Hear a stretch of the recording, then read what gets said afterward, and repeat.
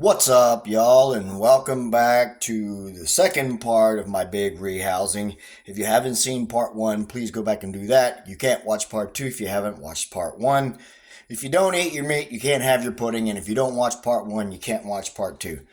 Now that I've got that out of the way, we got a lot of work to do, so let's just dive right in. Here we go with another new world, another rather large spider. This is the Formictopus species Dominican violet.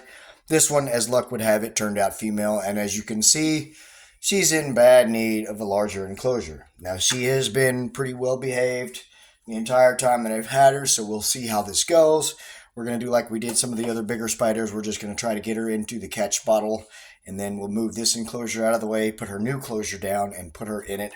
So, without further ado, let's see how she's going to handle this.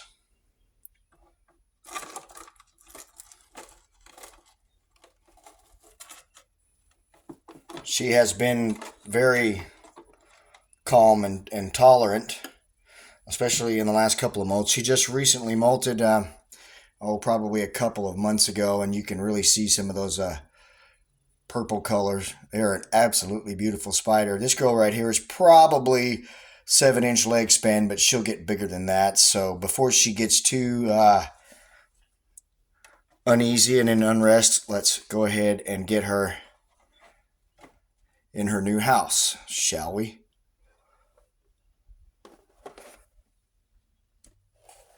All right, let's see how the transfer goes. So far, so good.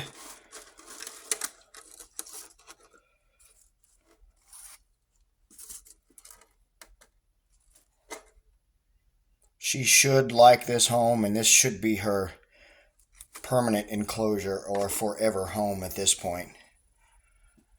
Not a bit of fuss out of her. No hair kicking so far. As I say that and go to retrieve this piece of cardboard, she's going to kick hairs. She's been pretty tolerant.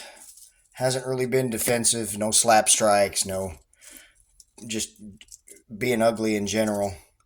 She's been a rather sweet girl. There she goes. That's the first time she's ever kicked hairs, but it really wasn't that bad. So there we go. There's another one in its new home. The Formictopus Dominican species purple, or species Dominican purple. Absolutely stunning spider. I hope she settles in and she likes it. Let's move on to the next one. All right, and so up next we have another New World species. This one hails from Brazil. This is the Nhandu chromatus.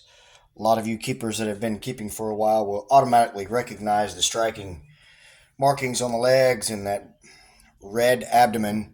This one I have no idea what sex it is. It has not been defensive. It has been, as you saw there, skittish. So we're going to get it in its new home without too much stress. Hopefully, I'm probably going to have to do like I did the last couple of larger spiders and get it into a container and then transfer it to here. So let me get the appropriate bottle and let's hope for the best. Hopefully this thing won't get ugly and start kicking and doing all kinds of crazy stuff. I personally have never kept Nhandu species, especially the chromatus. I understand they can be a little spicy at times, and they have a awesome feeding response. This one so far has kind of cooperated and gone along with the program, so let's see now if we can get it down in there. And take the cap off of here if I can. There we go. And then let's see, take something soft like the straw, see if we can't convince it to go check out its new house. Oh, got a little bit of a threat posture there at the end, like, don't push me. You gotta love it when they want to be a little bit pissy every once in a while. So there we go. There's another one in its new home. The Nhandu chromatus, the Brazilian giant red and white. Let's move on to the next one. All right, and so up next we have a spider that is from the very same genus as the last one. This one is a Nhandu as well, but this is the Nhandu tripepi or tripipi or tripepii. You ask 10 different guys, they'll give you 10 different pronunciations. You can just pronounce it however you want. This is the Brazilian Giant Blonde. This is another one I've never kept before. And this one has molted recently and is being very shy and trying to burrow down in the corner. So we're going to go ahead and get it out of this barren home and get it into a much prettier, much more spacious home. This one again I haven't dealt with much, but it's been more skittish than defensive or anything. So we'll see how this goes. I've got to coax it out of the corner. And of course it does not want to cooperate. You never want to force your animals to do anything because you may cause them injury. So that's never a good idea. Just about got it dug out of the corner and it wants to start kicking hairs, so we're going to start utilizing the holes that we've drilled in the side of this thing. It definitely does not like me messing with it, and it's really starting to kick the hairs, and it went right back down into that corner again. Hold on, guys. I got to get something to block that corner, and I'll be right back. All right, let's try this again. We've got to start all over. And the biggest problem with this is that I'm using a round catch cup in a square container, so I cannot get into the corners to really get a good bite on this thing. It definitely does not like me messing with it. I'm not quite sure how to do this one, so bear with me, guys, as I kind of fly by the seat of my pants with this one. Got to figure out a way to convince it to get into the bottle and stop kicking all those dead gum hairs because it just molted. So there we go. Finally got it moving. Hopefully it will work out a lot better getting into its new home. Let me move everything out of the way and then we'll get this one in its new house. All right, so as you saw, this Nandu was also a little spicy like the other one, except this one liked to kick hairs instead of trying to put up a front and challenge me to a fight. I will pay for that later on. I know I'll be itching. I'm going to try a technique I've heard of and seen and tried before myself. Instead of poking at the spider anymore, what I'm going to do is I'm going to take the cap off of this end of the bottle and just give it a light puff of air and see if it won't convince the spider to evacuate the bottle and go into its new home. So let's see how this goes. Maybe with a straw.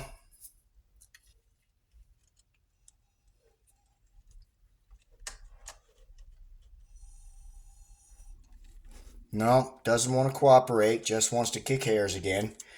And there I go, spilling some of the water dish.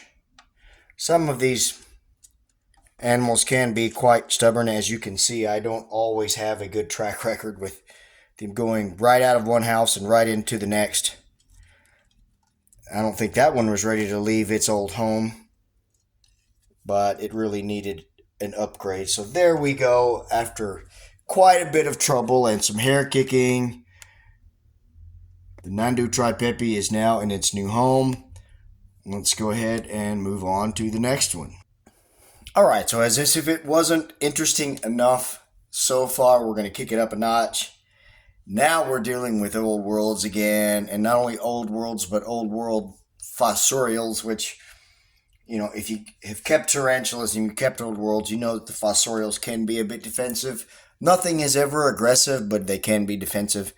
These guys I literally haven't dealt with since they were tiny, tiny slings, and I put them in this enclosure, so it's a toss-up as to what's going to happen. So my thought is flush them out of here, let them run them wherever they want to, then get them in a catch bottle, and then I've got their new enclosures made up, and we'll go from there. But I think I want to start with like kind of just getting a lot of that webbing off the top, which of course there's not a whole lot because this thing has lived pretty much fossorially since I put it in the enclosure. So I guess we'll just go ahead and lay this on its side and just get after it and see what happens here.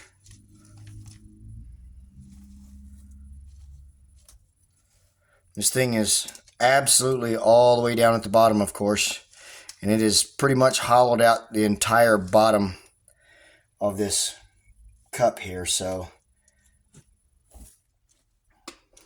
I'm going to have to pretty much excavate almost everything here before we can get to the spider. I may have to pause at some point here and remove all of this substrate once we get close to the spider, and then resume. Try to get a lot more of that out of there, so we're down to almost just the spider itself. There we go. One little bit for it to hide behind. Let me move all this stuff out of the way, guys, and then I'll come back and then we'll get a look at this beauty, hopefully. All right, we're ready to get this thing out of here. The good thing now is I don't have to deal with any more of those doggone hairs. I am starting to itch from that. Most of you know this, but for those of you that don't, there are two different types of tarantulas.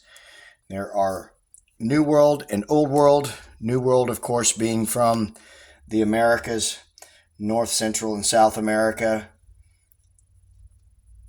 and the Caribbean, and then Old World being on the other side on the eastern side of the planet, Asia, Africa, Europe, and Australia. These guys are from Vietnam. I believe I forgot to mention this. This is the Ornithoctinonii. Very hard to pronounce word.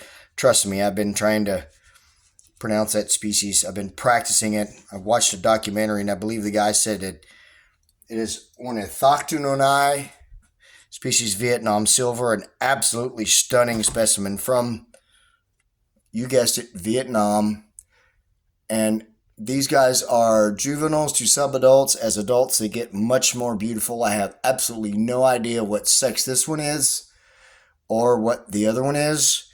But so far, since it's been so cooperative, if it wants to stay right there at the mouth of that cup until I get that enclosure over here, I won't have to do a double transfer, meaning put it in a catch bottle and then put it in the enclosure. I can just go straight to the enclosure. So fingers crossed, guys. Don't go nowhere. All right, so now all we have to do is convince it to go in its new house. Easy, right? As I mentioned, they are fossorial, so I have given this one a cork bark. It did a short little bolt, but fortunately it decided to chill out. Thank goodness for that. But I have given it a cork bark that it can burrow into. These enclosures aren't really big enough to give them enough substrate to really burrow as deep as they would like. With fossorials, if they don't have enough depth, they will web. So that's why I have given it plenty of foliage for anchor points for webbing. I have one more of this beautiful species to move, and that will probably be the end of this video right here. So let's get around to it.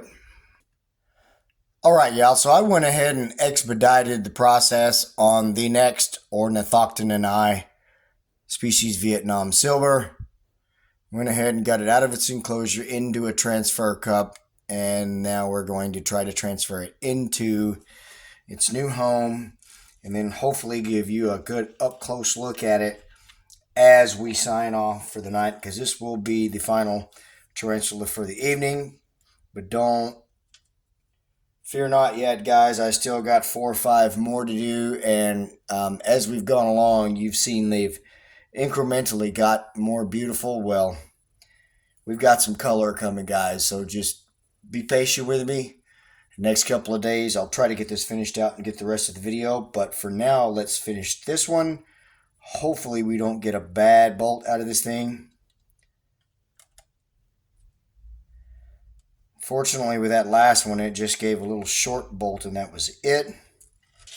And that one ran right straight into its burrow, which is a good thing, but not a good thing because I can't get photos of it now, but whatever. Hey guys, I hope you've enjoyed these rehousings so far. Like I said, hang on because there's more to come. If you have enjoyed this, let me know with a thumbs up and a comment. If you haven't subscribed to this channel, please do that.